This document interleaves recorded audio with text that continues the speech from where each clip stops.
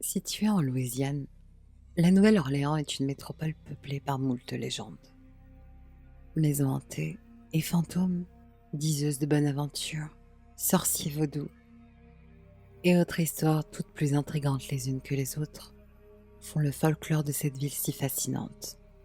Mais aujourd'hui, nous allons nous intéresser à une histoire en particulier.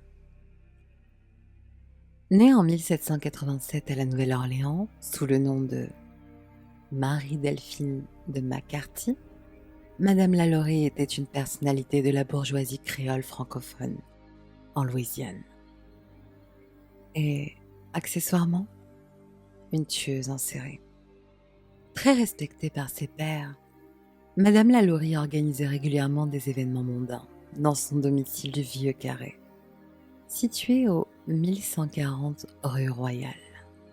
Mais pour pouvoir mener un tel train de vie et veiller à l'entretien de son domaine, la femme désirait un certain nombre d'esclaves à ses côtés. Toujours considérée comme une femme aimable et respectueuse, personne ne pouvait se douter que derrière les murs de sa somptueuse maison, la gentille épouse du docteur Lalaurie prenait son plaisir en torturant. Lorsque certains voisins ont réalisé que plusieurs esclaves du couple avaient disparu, des rumeurs ont commencé à circuler. Les ragots ont même proliféré quand une jeune fille de 12 ans s'est jetée du toit de la maison pour échapper à sa maîtresse, qui la poursuivait avec un fouet à la main. La seule raison de sa rage aurait été que l'enfant avait tiré trop fort sur ses cheveux en la coiffant. Après cet incident, la réputation de Madame Lalaurie a été ternie. La haute société louisianaise a commencé à la rejeter. Les gens ne venaient plus à ses luxueuses soirées et changeaient de trottoir lorsqu'elle sortait. Mais à ce moment-là, personne ne savait que les sévices infligés à ses esclaves étaient bien pires que de simples coups de fouet.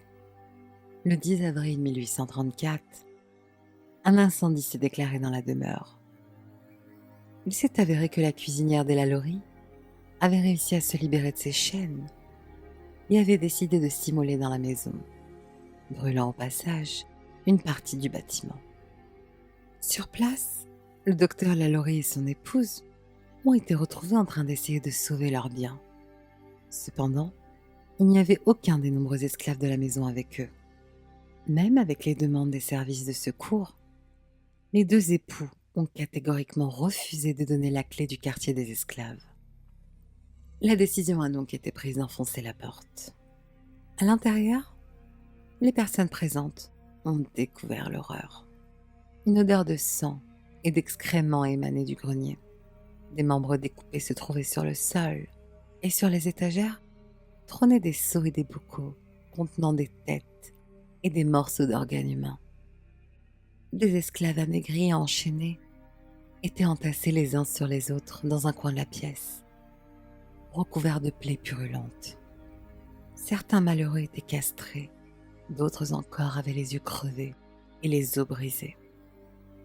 Paraît-il qu'il y avait même une femme dont la bouche avait été remplie d'excréments avant d'être cousue, et que des membres d'autres esclaves avaient été greffés de la même façon sur certains survivants. Après ces macabres découvertes, les autorités ont voulu arrêter les époux Lalaurie, mais les habitants du Vieux Carré ont décidé de les tuer avant. Malheureusement, Delphine Lalaurie ne sera jamais attrapée. Elle aura réussi par miracle à prendre la fuite le jour même. Pendant longtemps, personne n'a pu découvrir sa localisation, même si de nombreuses rumeurs diront qu'elle était toujours en Louisiane et pratiquait la magie noire en faisant des sacrifices. Ce n'est qu'une dizaine d'années plus tard que la trace de cette triste femme sera retrouvée à Paris, juste après son décès. Encore aujourd'hui, le nom de Madame Lalaurie est bien connu à la Nouvelle-Orléans.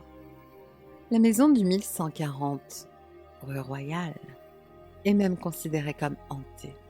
Cette histoire si atroce aura même réussi à inspirer les scénaristes de la saison 3 de la série American Horror Story. Mais lorsqu'on connaît la véritable histoire, il est facile d'affirmer que la réalité a très largement dépassé la fiction.